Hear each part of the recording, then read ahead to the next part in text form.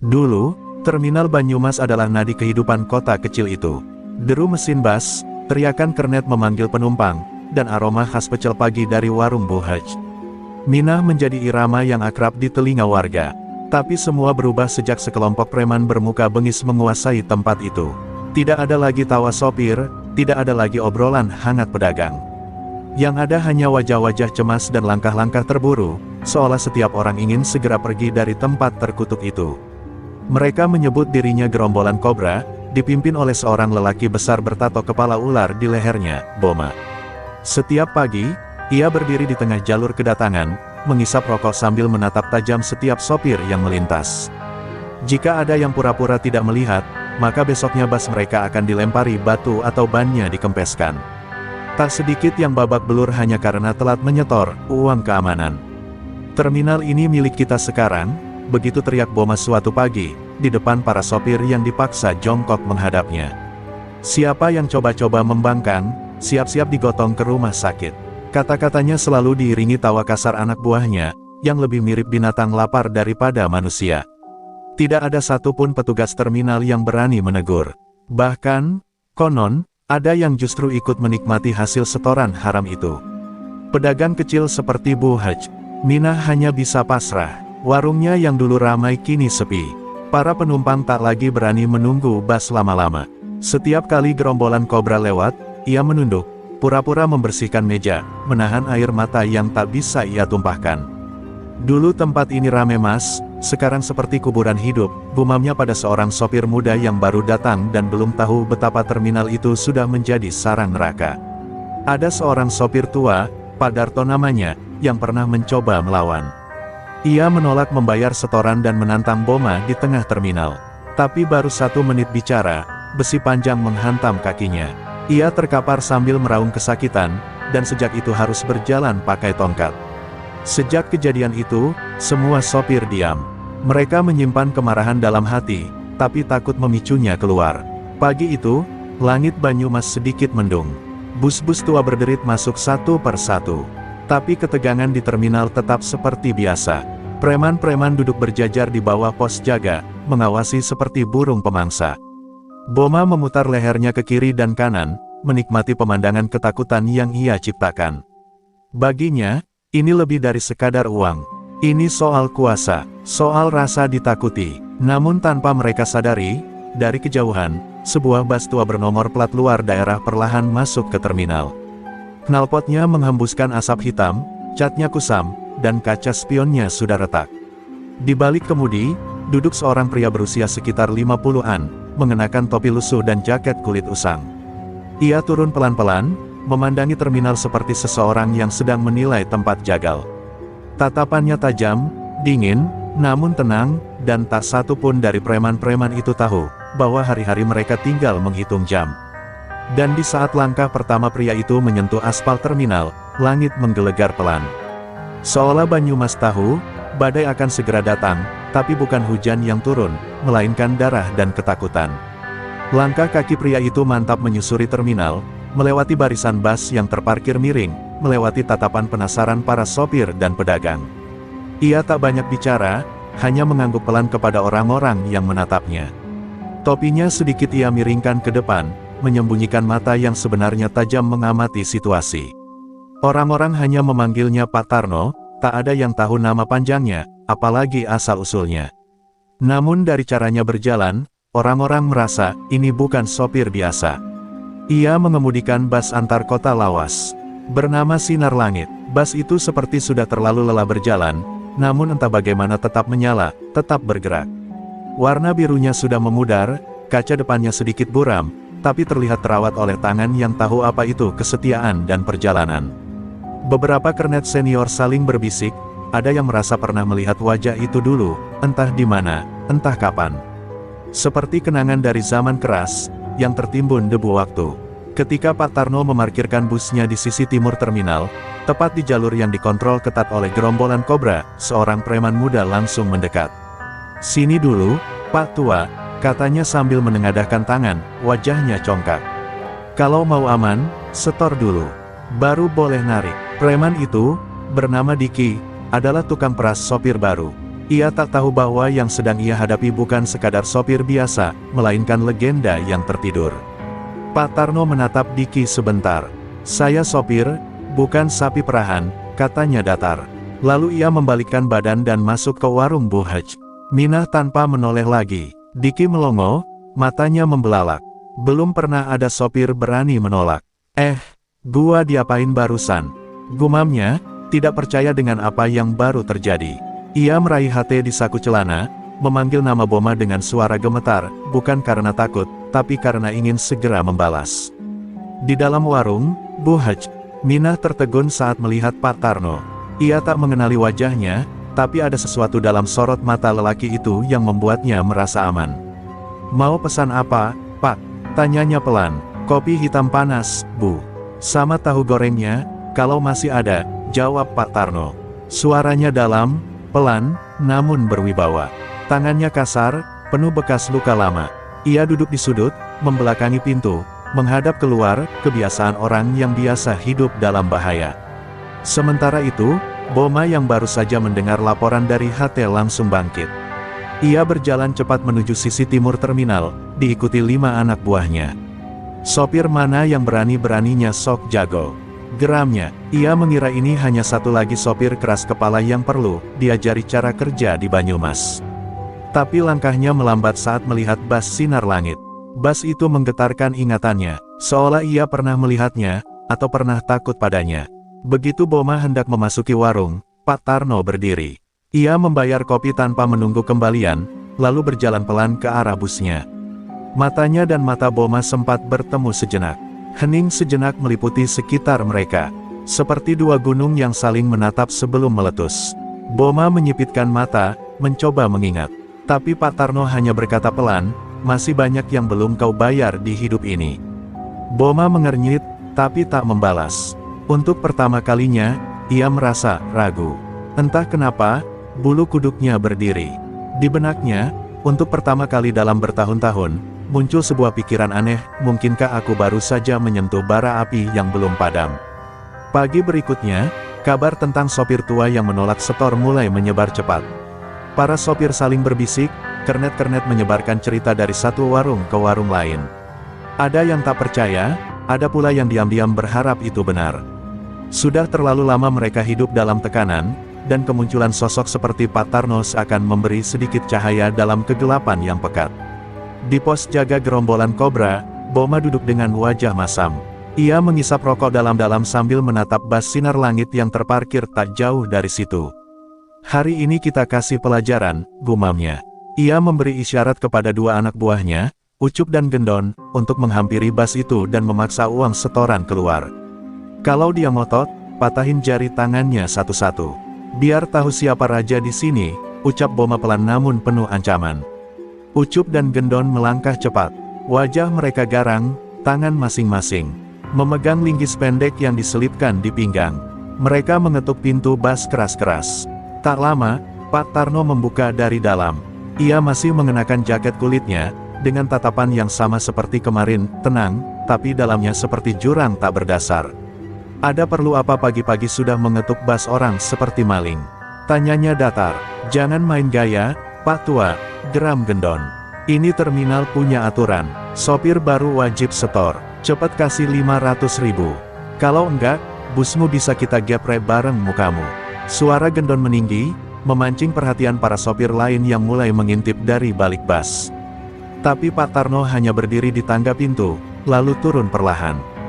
Ia mengeluarkan sesuatu dari balik jaket, bukan dompet, tapi sebilah golok pendek berkarat. Golok itu kecil, tapi bilahnya mengkilap walau sudah tua. Pegangannya dibalut kain merah kusam. Begitu Pak Tarno mengangkatnya pelan, keduanya mundur 1 langkah tanpa sadar. "Kalau kalian mau uang setoran," ucapnya lirih, "ambil saja dengan tangan kalian sendiri. Tapi pastikan kalian masih bisa pakai tangan itu setelahnya." Ucup meludah ke tanah, mencoba menutupi rasa takutnya. Tapi sebelum sempat bergerak, Pak Tarno sudah melangkah cepat. Goloknya menyambar angin, dan ujung jaket Ucup robek panjang. Gendon teriak kaget, mencoba mencabut linggis, tapi satu tendangan Pak Tarno ke arah dadanya membuatnya terjengkang ke tanah. Wajahnya membentur aspal, darah mulai mengalir dari bibirnya. Semua terjadi dalam waktu kurang dari 5 detik. Terminal mendadak hening.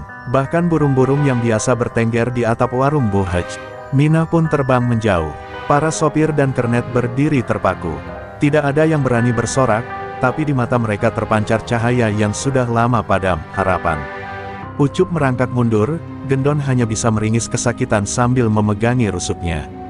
Sementara Pak Tarno menyarungkan kembali goloknya dan menatap ke arah pos jaga Boma. Kalau kau pemimpin mereka, suruh mereka pulang. Hari ini aku masih sabar. Tapi besok, kalau ada satupun dari kalian yang sentuh bas ini, aku pastikan, kalian akan belajar arti kata, kenal bacok. Sore itu, langit Banyumas berwarna abu-abu kehitaman. Angin berembus pelan membawa hawa muram yang menggantung di atas terminal. Sejak pagi kejadian pembacokan kecil itu, suasana berubah drastis. Para preman tak lagi duduk sembarangan. Bahkan Boma tidak terlihat sepanjang hari. Tapi di tengah ketegangan itu, suara azan maghrib berkumandang dari musala kecil di pojok terminal, satu-satunya tempat yang belum terjamah tangan-tangan kotor gerombolan kobra. Pak Tarno berjalan pelan ke arah musala. Ia melepas jaketnya, melipat rapi dan meletakkannya di sudut, lalu mengambil air wudhu. Di belakangnya, diam-diam dua preman baru yang belum mengenalnya, Rambo dan Teguh, mengikuti dengan niat buruk. Boma yang marah bukan main pagi tadi, memerintahkan mereka menyergap Pak Tarno di tempat paling sepi dan tak terduga, musala. Pas dia sujud, habisin, bisik Boma sebelum mereka berangkat. Jangan kasih kesempatan dia keluar hidup-hidup dari situ. Rambo dan Teguh memang dikenal kejam. Mereka tak peduli tempat ibadah atau bukan. Bagi mereka, darah dan kekerasan tak mengenal ruang suci. Satu dari mereka menyelipkan pisau di balik sarung, satu lagi membawa besi kecil di dalam jaket. Namun, Pak Tarno bukan orang sembarangan. Ia merasa langkah kaki mereka dari belakang, bahkan sebelum mereka melewati rak sandal. Ia tak menoleh, hanya menyelesaikan wudunya, masuk ke dalam, dan mulai salat. Suasana musala hening. Rambo dan Teguh menunggu di balik tembok, menahan napas. Begitu Pak Tarno sujud di rakaat kedua, mereka masuk pelan-pelan, mendekat dengan gerakan perlahan seperti serigala mengintai mangsanya. Tepat saat Rambo mengangkat pisau ke arah punggung Pak Tarno, tiba-tiba pria tua itu berputar cepat dalam posisi duduk. Dengan satu gerakan memutar, ia menjepit pergelangan tangan Rambo dan membantingnya ke lantai musala. Pisau terlepas dan melayang, jatuh di bawah sajadah. Teguh kaget, mencoba menarik besi dari jaket, tapi terlambat. Pak Tarno menyambar sajadah, memelintirnya seperti cambuk, dan menghantam wajah Teguh dengan keras. Teguh terkapar di antara rak Al-Quran, sementara Rambo menjerit kesakitan, tangan kanannya tampak patah. Pak Tarno berdiri tegak di tengah musala. Wajahnya masih tenang, tapi sorot matanya seperti bara api. Ia memungut pisau yang tadi terjatuh, lalu meletakkannya pelan-pelan di depan Rambo. Kalau kalian berani menodai tempat suci hanya demi uang haram, kalian bukan cuma pengecut, kalian tak punya Tuhan. Suara ribut itu menarik perhatian beberapa sopir dan pedagang. Saat mereka datang dan melihat dua preman tumbang di dalam musala, mereka tak tahu harus bereaksi bagaimana. Ada yang syok, ada yang menangis pelan, tapi semua merasakan hal yang sama, terminal ini sedang berubah. Bukan karena kehadiran preman baru, tapi karena seorang sopir tua yang lebih menyeramkan dari siapapun yang pernah mereka kenal. Malam turun perlahan di terminal Banyumas. Lampu-lampu remang mulai menyala, tapi keheningan yang menggantung seperti tak biasa. Musala yang sebelumnya sepi, malam itu ramai oleh warga sekitar dan sopir yang penasaran. Dua preman, Rambo dan Teguh, digotong keluar dalam keadaan babak belur. Tapi yang paling mengejutkan bukan luka mereka, melainkan suara tangis Rambo yang pecah seperti anak kecil kehilangan ibunya. Rambo merintih keras-keras sambil terus minta maaf. Ampun, Pak, saya gak tahu kalau sampean bukan orang sembarangan, saya cuma disuruh, ampunin saya. Suaranya menggetarkan malam, air matanya bercucuran, lututnya gemetar seperti orang kesurupan. Teguh pun hanya bisa tertunduk, giginya rontok, pipinya sobek oleh hantaman sajadah yang dililit Pak Tarno. Preman-preman lain yang melihat dari kejauhan ikut membeku. Mereka tak lagi melihat Pak Tarno sebagai sopir tua, tapi sesosok makhluk dari masa kelam yang kembali untuk membalas. Boma, yang sedang minum kopi di pos jaga, menendang gelas hingga pecah. Ia tak percaya anak buahnya bisa sampai menangis. Sial, itu orang siapa sebenarnya, raungnya, Tapi dalam hati kecilnya, ia tahu, satu-satunya orang yang bisa menggerakkan rasa takut dalam dirinya hanya satu, seorang pria dari masa lalu, yang dulu hilang setelah menghabisi sekelompok bandit jalanan di daerah selatan. Pria itu, konon, dulunya bukan sopir, tapi algojo jalanan. Beberapa preman mulai bisik-bisik, ingin mundur. Kalau kita terus lawan dia, kita bisa mati beneran, ujar salah satu anak buah Boma.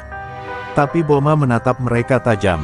Kalau kalian takut sama sopir tua, kalian lebih hina dari tikus gat. Dengar ya, kalau malam ini dia masih hidup, besok terminal ini kita bakar sekalian. Di sisi lain, Pak Tarno kembali ke busnya tanpa berkata sepatah kata pun. Ia duduk di dalam kabin, menyalakan rokok, lalu menatap langit dari balik kaca. Masih seperti dulu, gumamnya pelan. Preman-preman bodoh, berani di tempat ramai, tapi lari waktu bau darah mulai naik. Tangan kirinya yang penuh bekas luka tremor ringan, bukan karena takut, tapi karena kenangan lama mulai kembali. Dalam diam, Bu Haj, Minah datang mengetuk jendela bas. Pak, sampean siapa sebenarnya? Mereka semua takut sama jenengan. Bahkan Rambo sampai nangis kayak bayi. Pak Tarno hanya tersenyum kecil, lalu menjawab lirih, saya cuma sopir, Bu.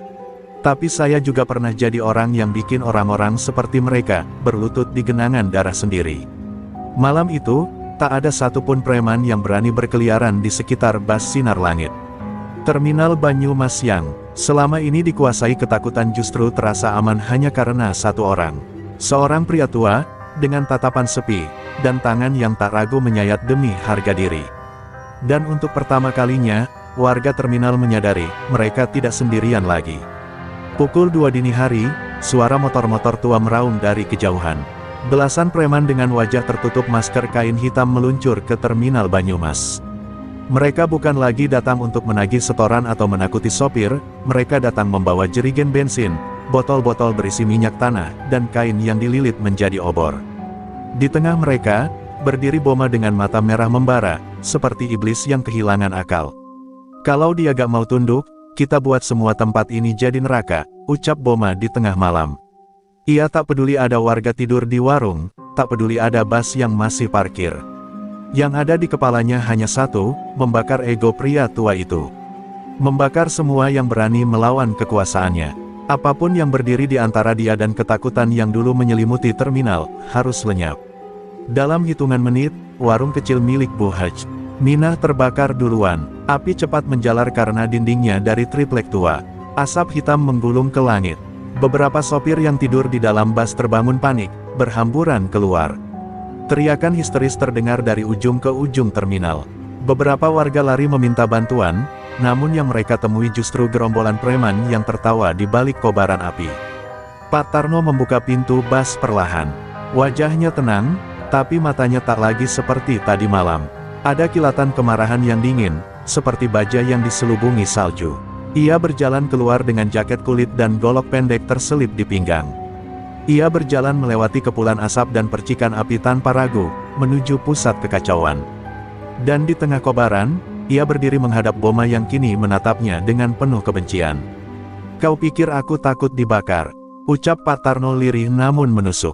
Kau tidak membakar terminal ini karena marah padaku. Kau bakar karena kau tahu, kekuasaanmu sudah berakhir. Boma meraung, mencabut belati panjang dari balik pinggang dan berlari ke arah Pak Tarno. Teriakan preman-premannya menggema, menyulut adrenalin mereka. Tapi sebelum mereka sempat mendekat, satu gerakan Pak Tarno membelah malam. Goloknya menyambar dari kiri ke kanan, mengenai dada Boma. Suara robekan kain dan daging mengiringi semburan darah yang mengenai tanah. Boma tersungkur, tangannya masih menggenggam belati tapi tubuhnya gemetar hebat. Para preman lain langsung berhenti. Mereka menatap tubuh pemimpin mereka yang roboh, dengan mata ketakutan yang tak bisa mereka sembunyikan. Pak Tarno menatap mereka satu-satu. Siapapun yang mau tetap hidup, ambil ember dan padamkan api ini. Sekarang, tak ada yang berani membantah. Dalam hitungan menit, para preman yang dulunya menindas kini berlari pontang-panting menyiram api, memanggul air dari musala, dari sumur dekat parkiran. Terminal yang hampir menjadi abu, kini perlahan terselamatkan, bukan oleh polisi, bukan oleh pemerintah, tapi oleh ketakutan kepada satu orang sopir tua yang pernah jadi bayangan maut. Fajar mulai menyingsing di atas terminal Banyumas yang masih berasap. Sisa-sisa kebakaran terlihat jelas, warung Bu Hej. Mina hangus, beberapa bas gosong sebagian, dan bau bensin masih menyengat di udara. Preman-preman kini duduk bersimpuh di aspal dengan wajah pucat, seperti anak sekolah yang tertangkap mencuri. Di tengah mereka, tubuh Boma terbaring tak berdaya, perban seadanya membalut dadanya, napasnya masih ada, tapi matanya kosong. Sirine polisi akhirnya terdengar. 4 mobil patroli masuk dengan cepat, disusul kendaraan pemadam kebakaran dan ambulans. Polisi berseragam lengkap turun sambil mengacungkan tongkat dan senjata. Mereka kaget bukan main, melihat keadaan terminal, tapi yang paling membingungkan bagi mereka adalah pemandangan preman-preman yang biasanya garang, kini menunduk diam, tak satu pun berani bicara. Kapolsek Banyumas, Kompol Rendra, turun dari mobil dan langsung menghampiri kerumunan. Siapa pelaku pembakaran? Siapa pemicunya? Tanyanya lantang. Semua orang diam. Beberapa preman mencuri pandang ke arah Pak Tarno, tapi buru-buru menunduk kembali. Pak Tarno sendiri berdiri di pinggir terminal, tangan dilipat di depan dada, wajahnya dingin dan netral. "Pak, itu yang bacok pemimpinnya," teriak seorang anggota polisi, menunjuk ke arah Pak Tarno. Beberapa petugas mulai mendekat, siap menggiring. Namun tiba-tiba suara serentak dari para sopir dan warga meledak, "Jangan sentuh dia. Dia penyelamat kami." Suasana menjadi riuh. Seorang sopir maju, "Kalau bukan karena Pak Tarno, kami semua bisa mati tadi malam." Preman-preman itu yang bakar terminal, bukan dia.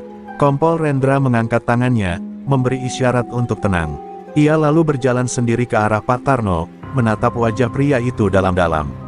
Ada sesuatu di mata Pak Tarno yang membuat langkahnya melambat, sesuatu yang tidak bisa dijelaskan oleh hukum atau prosedur. "Bapak ini, siapa sebenarnya?" tanya Rendra pelan. Pak Tarno hanya menjawab, "Saya cuma orang yang sudah terlalu tua untuk takut, dan terlalu kenyang menghadapi kematian." Setelah hening beberapa detik, Kompol Rendra menarik napas panjang. "Kalau begitu, kita akan proses yang benar-benar bersalah. Preman-preman ini," ia memutar badan, memberi perintah, "Tangkap semua. Termasuk yang menyuruh membakar. Yang luka, bawa ke RS. Tapi yang sehat, ke pos untuk diperiksa." Saat preman-preman digiring masuk ke mobil tahanan, beberapa dari mereka masih menoleh ke arah Pak Tarno, bukan dengan benci, tapi dengan rasa kalah. Sementara itu, warga mulai berkumpul, satu persatu menghampiri Pak Tarno dan mengucap terima kasih. Bahkan Bu Hej, Minah yang warungnya habis terbakar, memeluk pria tua itu sambil menangis. "Harta saya habis, Pak, tapi saya selamat. Terima kasih." Kabar tentang aksi heroik Pak Tarno menyebar cepat di kalangan sopir, warga terminal, hingga media lokal. Namun satu hal yang paling menyita perhatian adalah keheningan Pak Tarno tentang siapa dirinya sebenarnya. Ia tak pernah menjelaskan latar belakangnya, tak pernah menyebut asal-usul. Tapi semuanya mulai berubah ketika seorang lelaki parubaya, berpakaian militer lusuh, datang ke terminal membawa sebuah foto tua dan berkas yang tebal. Namanya adalah Letkol Purn Wisnu Dirgantara, pensiunan TNI yang langsung mengenali wajah Pak Tarno dari jauh. Dengan langkah berat, ia mendekati pria tua itu yang sedang duduk tenang di kursi bas rusak. "Tarno, atau lebih tepatnya, Serka Tarno Wijaya, Komando Linut 328. Aku kira kamu sudah lama mati." Kalimat itu membungkam semua suara. Sopir-sopir yang mendengar langsung terpaku. "Bu Hej," Minah menjatuhkan termos yang sedang ia pegang. Pak Tarno menunduk pelan. "Aku mati, wis. Mati sejak kami ditinggalkan di hutan itu, dan hanya 3 orang yang keluar hidup-hidup. Tapi yang paling aku sesali, bukan karena teman-teman kita tewas, tapi karena aku hidup dan mereka tidak." Air matanya nyaris jatuh, namun segera ia usap kasar dengan tangan. Suasana di terminal mendadak seperti diselimuti kabut. Sosok sopir sederhana itu ternyata menyimpan jejak darah dan luka dari masa kelam militer. Letkol Wisnu membuka berkas berdebu dan menunjukkan koran lama yang mencatat sebuah operasi hitam, pembersihan kelompok separatis di perbatasan 1997, misi rahasia yang tak pernah diumumkan secara publik. Di dalamnya, foto seorang prajurit muda dengan tatapan tajam, Tarno. Dia satu dari sedikit yang lolos. Tapi saat kembali, dia menghilang, mundur dari militer tanpa jejak. Kata Wisnu lirih. Semua mata kini tertuju pada Pak Tarno, seorang legenda hidup, ternyata tinggal diam selama puluhan tahun sebagai sopir bus biasa. "Kenapa sampean sembunyi, Pak?" tanya salah satu sopir muda, tak kuasa menahan penasaran. Pak Tarno hanya tersenyum pahit. "Karena tangan saya pernah terlalu kotor untuk hidup di tengah orang biasa. Saya sudah cukup berdosa, jadi saya memilih jadi orang kecil, agar bisa menebus hidup, meski hanya dengan mengantar penumpang dari kota ke kota." Namun dunia punya caranya sendiri untuk memanggil masa lalu. Dan kali ini, Terminal Banyumas menjadi panggung kembalinya pria yang dulu dikenal di lingkaran militer sebagai bayangan dari selatan, julukan untuk Tarno karena taktik gerilyanya yang brutal dan tak kenal ampun. Kini warga terminal tahu, pria yang menyelamatkan mereka dari geng preman bukan sekadar sopir, tapi hantu masa lalu yang memilih hidup damai, sampai dia diganggu. Letkol Wisnu menepuk bahu Tarno. "Negara mungkin lupa padamu, Tarno. Tapi rakyat kecil yang kau lindungi hari ini, tidak akan pernah lupa." Pak Tarno menatap langit senja, dalam diam yang panjang. Ia tahu, hidupnya tidak akan pernah kembali seperti dulu. Tapi untuk pertama kalinya sejak bertahun-tahun, dia tidak lagi merasa sendirian. Malam kembali turun di atas terminal Banyumas yang belum sepenuhnya pulih. Meski api telah padam dan preman-preman telah dibawa ke tahanan, suasana belum benar-benar tenang. Di kejauhan, di antara gelap pepohonan dan kabut malam, sepasang mata mengawasi terminal dengan penuh dendam. Ia adalah Rafka, saudara kandung Boma, mantan narapidana yang lebih kejam, lebih licik, dan dikenal sebagai algojo bayaran di dunia bawah tanah. Rafka tak menerima kabar kakaknya dilumpuhkan oleh seorang sopir tua. "Itu bukan sopir, itu hantu tua yang harus dibasmi," gumamnya. Dengan membawa 4 orang anak buah yang semuanya mantan napi kasus berat, Rafka bersumpah akan membuat terminal itu menjadi kuburan bagi Pak Tarno. Tapi ia bukan seperti Boma yang brutal dan bodoh, Rafka cerdas dan penuh strategi. Ia memilih waktu, menunggu, dan menyusun serangan dalam diam. Di warung sementara yang dibangun warga dan sopir, Pak Tarno duduk ditemani beberapa orang terminal. Ia terlihat lebih tenang dari sebelumnya, namun tetap waspada. Letkol Wisnu sudah kembali ke Jakarta, meninggalkan catatan agar Tarno segera menghubunginya jika ada yang janggal. Tapi Tarno tak mau. "Kalau aku manggil bantuan tiap ada masalah, lalu kapan aku belajar bertanggung jawab atas pilihanku hidup damai?" katanya. Tanpa diketahui siapapun, malam itu Rafka menyusup ke area terminal. Ia menyiram bensin di sekitar garasi bus, menaruh bom rakitan di bawah pos jaga, dan menugaskan 2 anak buahnya memutus jaringan listrik area sekitar. Pukul 3 dini hari, semuanya gelap. Dan itulah saat teror kembali datang. Ledakan keras mengguncang pos jaga, membuat warga melompat dari tempat tidur dan berteriak panik. Api membubung tinggi, membakar garasi tempat 2 bus sedang parkir. Pak Tarno langsung bangkit, mencabut golok dari dalam jok busnya, dan berlari menuju titik api. Tapi kali ini, ia tidak sendiri. Puluhan sopir dan warga ikut berlari, membawa ember, tongkat, bahkan besi. Mereka tidak lagi mau hanya jadi penonton. Di tengah kekacauan itu, Rafka muncul dari balik gelap dengan pisau besar di tangan. "Tarno!" teriaknya nyaring, penuh amarah. Laki-laki tua itu berhenti, menatapnya tanpa gentar. Pertarungan pecah di antara kobaran api dan reruntuhan. Golok Pak Tarno menyambut serangan Rafka dengan presisi mengerikan.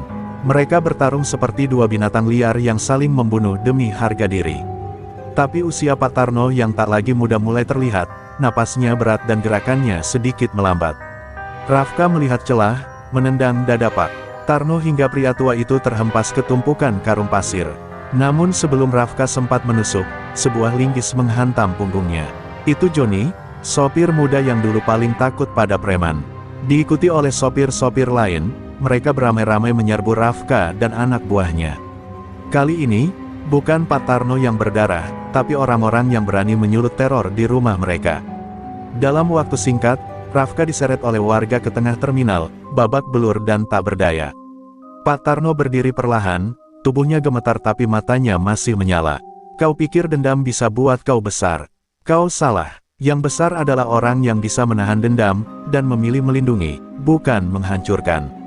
Terminal Banyumas malam itu tidak hanya menyaksikan api dan darah, tapi juga kelahiran sebuah kesadaran baru, bahwa mereka tak butuh preman, karena mereka sudah punya satu pelindung sejati, Pak Tarno, sang sopir legendaris. Pagi yang cerah menyapa terminal Banyumas yang kini jauh berbeda. Suara tawa sopir dan penumpang menggantikan deru motor preman yang dulu menguasai. Warung Bu Haj, Minah yang sempat hangus sudah kembali berdiri, lengkap dengan cat baru dan dekorasi sederhana hasil gotong royong warga.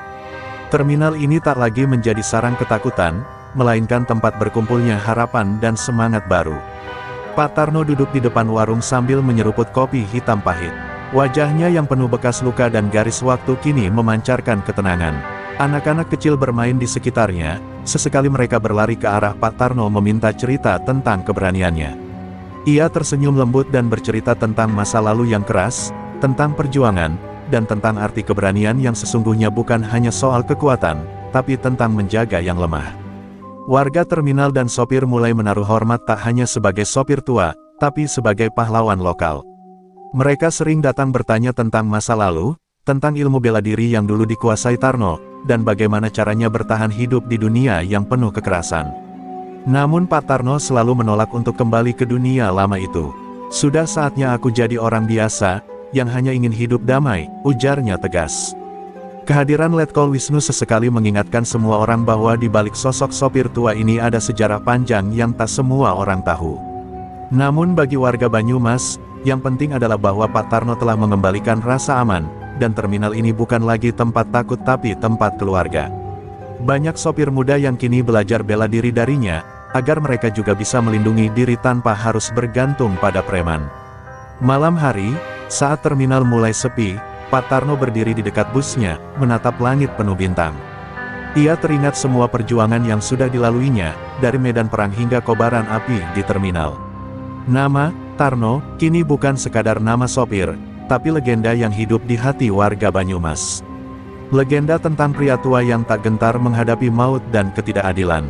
Beberapa kali ia mendengar kabar dari polisi bahwa preman-preman baru berani muncul di wilayah lain. Namun Pak Tarno tahu, di Banyumas, mereka sudah tidak lagi punya tempat. Terminal telah berubah menjadi benteng kecil yang dijaga oleh keberanian seorang pria biasa yang luar biasa. Dan di balik keberanian itu, ada keinginan tulus agar anak-anak yang bermain di terminal bisa tumbuh tanpa rasa takut. Hari-hari berlalu, dan meski tubuhnya mulai rapuh, jiwa Pak Tarno tetap kuat. Ia tetap setia mengemudikan bus, mengantar penumpang kemanapun mereka pergi, sambil menyebarkan pesan damai dan keberanian yang sesungguhnya. Kini, terminal Banyumas bukan hanya sekadar tempat naik turun bus, tapi simbol kemenangan atas kegelapan yang pernah menguasainya. Cerita tentang Pak Tarno pun terus hidup, diceritakan turun-temurun oleh warga. Mereka mengenang bukan hanya aksi keberaniannya, tapi juga kerendahan hati dan pengorbanannya. Terminal Banyumas kini berdiri kokoh sebagai saksi bisu bahwa di balik sosok sederhana, bisa tersembunyi jiwa pahlawan yang mengubah dunia kecil mereka menjadi tempat yang lebih baik.